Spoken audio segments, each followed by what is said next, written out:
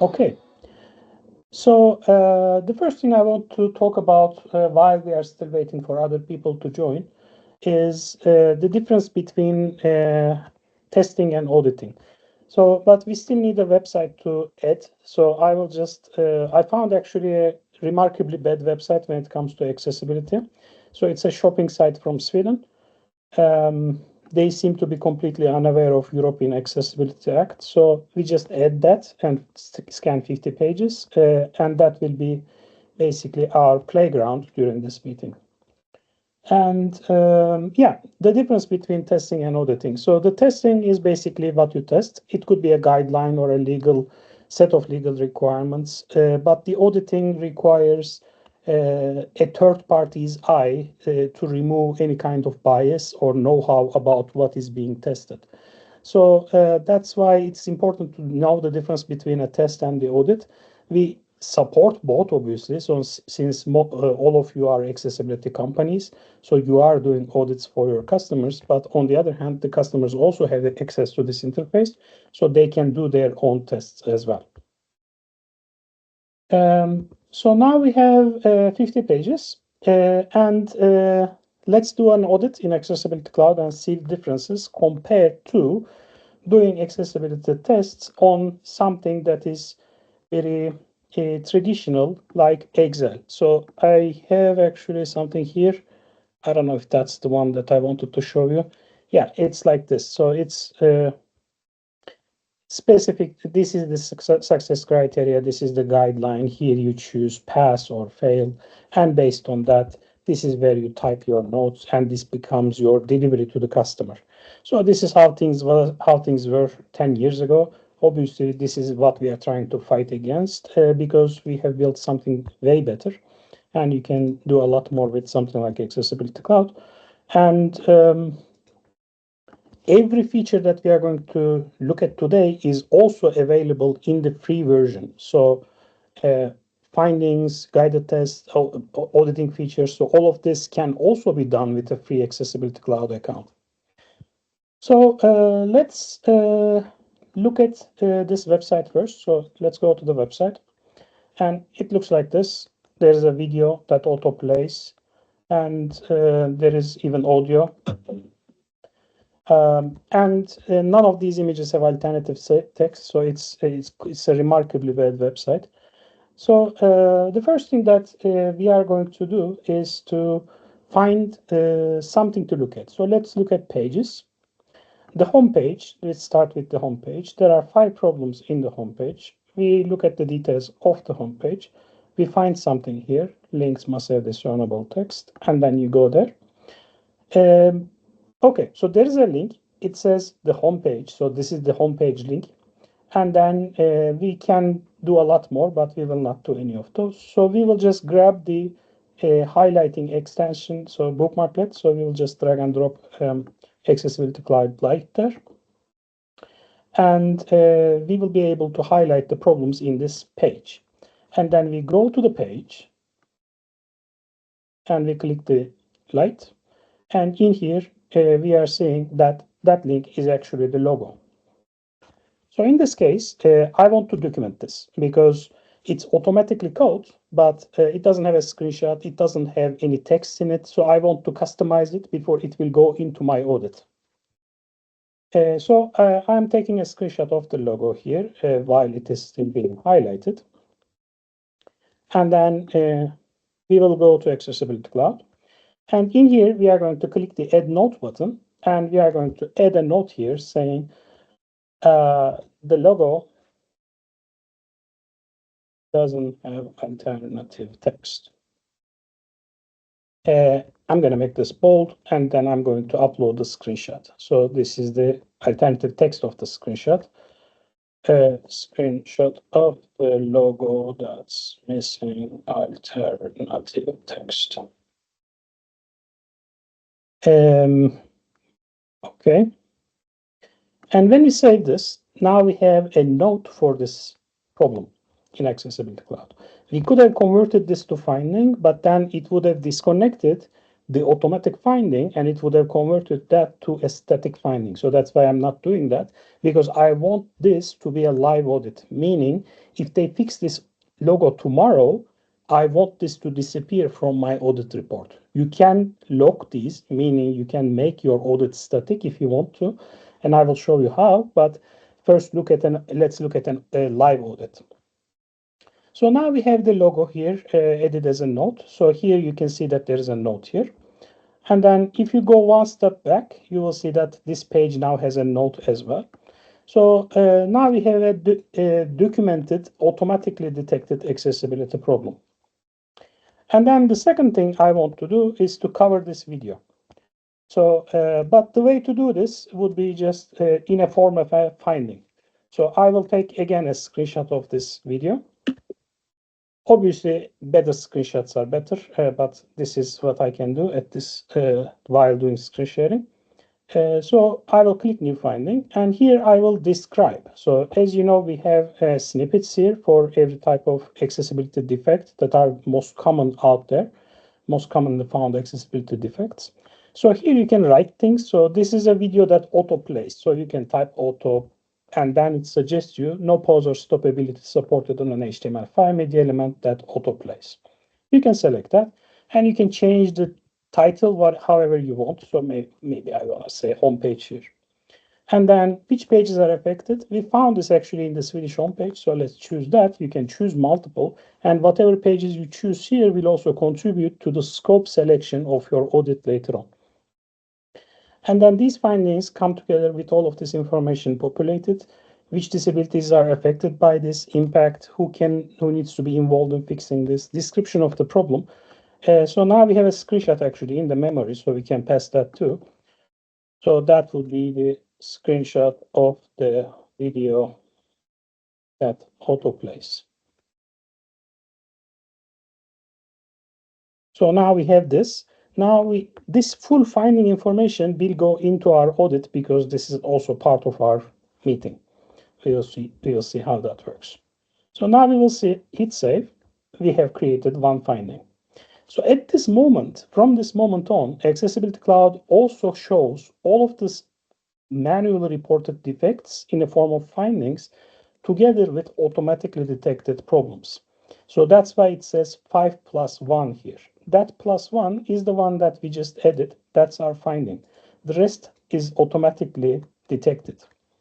So this means if this account belongs to the customer then can immediately see all the defects that you create for them for their website.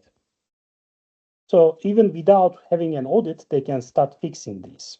And all of this, including automatic test results and findings, are shareable between different bug trackers and people. So you can send this to a colleague or a customer, or you can send this directly to their bug tracker if you want to. And then we are going to cover a guided test as well, because the guided test is also part of our audits if we wanted to. So let's do a guided test by using Microsoft Accessibility Insights and import it to Accessibility Cloud. I will again go to the site and open Accessibility Insights, go to the assessment part, and start a new one. So I will divide my screen into two sections so you can see what's going on. And the first thing I'm going to do here is to go to the images section and image function, because this is one of those places where Microsoft Accessibility Insights provides guided tests. So here you have the images, which you can highlight. So one by one you can click, and then it shows you immediately whether this is a decorative or a meaningful image. Well, it's not decorative, it's actually the close button, so this would be a fail. Another one, search button, it says decorative, that would be also a fail. Another one, that's something like my account, I guess, that's also decorative, that's also a fail. Another one, shopping cart, that's also decorative. All of these are fails. And then I will pass the rest of it because I don't want to go through this entire list. I'm sure all of that those are fails. And then I will actually take a screenshot of these problems while they are still being highlighted, so you can have a screenshot with errors indicated in the screen. So you don't have to mark them after taking screenshots. So now we have the screenshot in the memory, and we are going to export these results from Accessibility Insights into a JSON file. Now that's there in our hard drive, and we will close this, and we will go to Accessibility Cloud, and we will import this JSON file that we just downloaded. So here you can see that we are importing one failure across 169 total tests. So Accessibility Insights is an amazing tool where it supports, I think, 15 or 20 different guided testing types. So it's really useful. And when you hit save, now we have imported a test that has one failure of 111, and this is the failure. This is the test rule that has failed. But if you click this, you will only see the failed elements. So no text, no screenshot, nothing. If you take this information as is into your audit, this is what you are going to get. So boring code snippets and selector names. But with Accessibility Cloud, you can also enrich that. So now we are going to click the Add Note button, and here we can now type something. So for example, we can type all the marked graphical elements lack alternative text. And then we can paste our screenshot. Screenshot of multiple elements lacking alternative text. So now we have another improvement of a guided test result that we imported from an external tool. And obviously, over time, we also want to support other test tools. So currently, it's only Accessibility Insights that we support, but over time, you will be able to have more tools here. So you can do the tests in the tool that you like or use and import the results here and enrich them. And then you will be able to put all of that into your audit, just like you can do today with Accessibility Insights. And then finally, we are going to look at the auditing section. So here you can import and export audits, you know that, and we are going to click the new test button to launch a new test. So when you launch a new test, Accessibility Cloud's auditing interface shows you quite a lot of details. So here, VCAC 2.1 is defined automatically selected, and the number 50 here is the number of success criteria that come from VCAC 2.1. If you choose VCAC 2.2, that will be 56. So you can follow based on, so the audit editor always shows you how many success criteria that you are responsible of for testing this website against this specific guideline. And if you choose EN 31549, the number becomes 137. This 137 is for websites. If you choose software, 147. If you choose mobile apps, 162. So it reacts to what you choose based on what you're about to test, and it gives you the correct selection of the test rules or success criteria according to the EN 31549's annex tables. So this means if you choose this and do not change anything else, 137 is related to the Annex A table of the EN 31549. And then these are the conditionals. So maybe this website doesn't have documents, then you can untick this. If there is no authoring tool support, meaning user-generated content, you can untick this. So it also automatically calculates and filters the conditional success criterion based on your selection of what you are about to test. And since this is a website, most likely has documents, so you can see that there are documents here. We have to select that. But we can take these two, and this is now reasonable. I don't know much about the website, but to me, at least from a bird's eye view, this looks reasonable. And then if you look at the number next to it, it says 22. So this 22 is the amount of success criteria that Accessibility Cloud automatically already processed.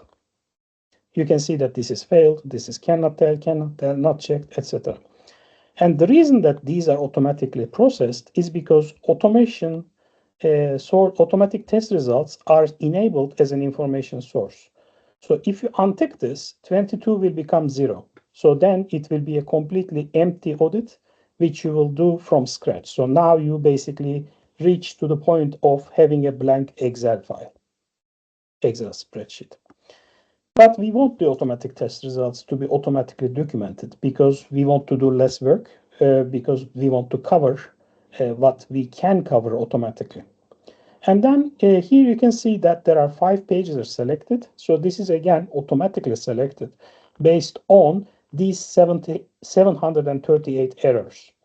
So we know that these 50 pages contain this many errors, and we choose the most important pages that are also the most representative of these 738 error types so that we can have a small amount of the best samples that are possible. So as you can see, this is the Swedish homepage, this is the outlet page, this is the customer service, this is magazine, and then this is generic rules and guidelines, something like that, terms. So these are important pages. So this is quite a meaningful sample selection. But you can add new ones or you can remove ones that you don't like. And you can also rename these subjects so you can have a more meaningful page names when you are referring these within your audit. So let's look at the automatic test results and let's look at the failure. So when you click 111, for example, you can see that there's one failure documented here automatically, and you can also make it show you the tests that are passed. So by testing these 50 pages, we didn't find these problems, but we found one, so we marked this as failed. And if you want to make this more detailed, you can do so. You can edit this section. What you enter here will apply to the entire sample selection for this success criterion. So this is where you document big stuff like headers and footers or generic observations about this website. But if you have a page level finding, so let's say I want to document something related to this magazine page, you can choose that. And in here, you can again go failed and you can add page level details here. Again, you can paste screenshots, you can localize this content, it will be up to you. And if you scroll down further, you can see that there are testing instructions for how to cover WCAG 111. So these are very good testing instructions with different coverage, mobile applications, different tool selections, different bookmark selections. But this is just something that you can take as a suggestion. You don't have to follow these. If you have your own tools that you are more comfortable of, you can use those. The idea here, I mean, the role of Accessibility Cloud is to not to do the tests, but to document your tests results so that you can create reports and you can treat it as a repository of findings and audits, but not the actual testing is done in Accessibility Cloud. And when you click the next one, this one says cannot tell. The reason for that is because Accessibility Cloud never passes anything. It only finds failures for you, or if there is an uncertain situation, it says cannot tell. So here you can see clues of it. There is only one test rule here, and it's passed. So it's not enough to have just one rule, but the rest of it is still needs to be tested manually. So it says you should always ensure the rest of the manual tests are performed before making the success criterion as passed. The idea behind this is for you to ensure all of this is actually done. All of the entire success criteria is tested properly before you can turn this into pass. But this is how you turn things into passes. So this is how you work with the rest of your audit. But this is, again, only covering what you wrote so far into your audit and what you have automatically documented from automatic test results. And at any given time, you can click the View Report button to see a preview of your report so you can see what it looks like. So it has the tester name, the account name, website's name, which pages are tested, and the failures. So you can click this and it will give you more information about those failures. So these are automatically reported problems. So here you can see that this is the note that we edit, and this is the screenshot that we edit for this automatically discovered problem. So this is the preview. And one other thing you can do is, if you want to, you can also include your manually reported findings, defects into this audit. So all you have to do is to select this, and then all your findings will be imported and linked to your audit. So this means I only have one finding. You can go and preview. So this is the video that autoplays. So that's now also part of this accessibility audit. So if you here search for it, so for example, control, you will see that it's failed. And then the reason that it's failed, yes, automation ran tests, it's unsure, but then the finding itself fails this. That's why it's marked automatically as failed. And I will go back one more step, and I will also choose guided tests, because I also want to import those problems into my accessibility audit. And I will select that. And then all those are also included in my audit with this setup. So if I hit save, now I actually have something what we call a live audit. So now I want to explain what that means. In this audit, there are automatic test results. If one of those gets resolved tomorrow, they will disappear from this audit because we haven't yet finalized it. So they both have their different places in the customer's premises. So some customers might benefit from having a static report that never changes, but then some customers might want to have a live audit that shows progress. As they keep fixing their problems, they will see those problems disappear from automatic test results. But what about the manual tests here? So this shows them that they are 77.7% failing, but this number can actually change over time. If they start fixing problems, they can disappear here, they can decrease. And that's what that link does. So if you have a live audit, if you haven't yet finalized it, meaning if you haven't yet converted that to a static audit, it will over time decrease, and the problems that are resolved will be removed. And when it comes to findings, it's the same story. So this finding is linked. We know that this is about the auto-playing media. So here you can mark this as result, and then this will also remove that automatically from your audit, because it's not yet turned into a static report. It's a live audit. The same story for the guided tests. So you have the guided test here. It's a JSON file which you can edit at any time from using Microsoft Accessibility Insights. So if you launch Accessibility Insights again, you can resume your progress. So if you, instead of selecting fails, you can turn them into passes. And if you do that, this can also disappear from your audit, because it is still dynamically linked to your audit. So at this point, you can export this if you want to. And let's look at this as a report. And so this will be a long report with lots of success criteria included. And every one of these findings include what you already entered. So what you enter here will apply to the entire sample selection. That's the note I wrote. And then this is the page level details here. That's the other note I wrote for this specific page. And they both have links. You can click the links to go to the appendix section of our report format. And then it will show you the details of all of these details in your audit. But before I do that, there's actually, this is one of my favorite things to do because this is so big of a report. So if you click failures only, this turns that big report into a short report that only contains failures. Sometimes this is extremely useful.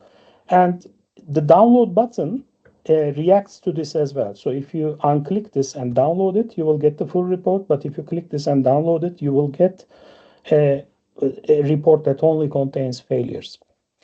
And when you download this HTML as an HTML, the HTML file will also contain all of the graphics, all the screenshots that we took, this Accessibility Cloud logo. So let's look at its findings, for example. So it will contain this screenshot embedded as a base64 data within the HTML file itself. So it's also quite useful to be able to move things around with just having one file as an HTML file as an audit report. I'm going to take a peek at my notes to see what I haven't yet covered. Yeah. So this is the button that's called the finalized button. So let's say that I'm now satisfied with this report. It's finished. So if I completed this report and if I want to fix this, meaning if I want to convert this into a static report, this is the button I would press. When you press the button, you will not overwrite your live audit. It will just create a static copy of it. So you will still retain the live one as well if you want to continue from your audit. So you can come back next month and do a review if you want to. So the both versions will be saved.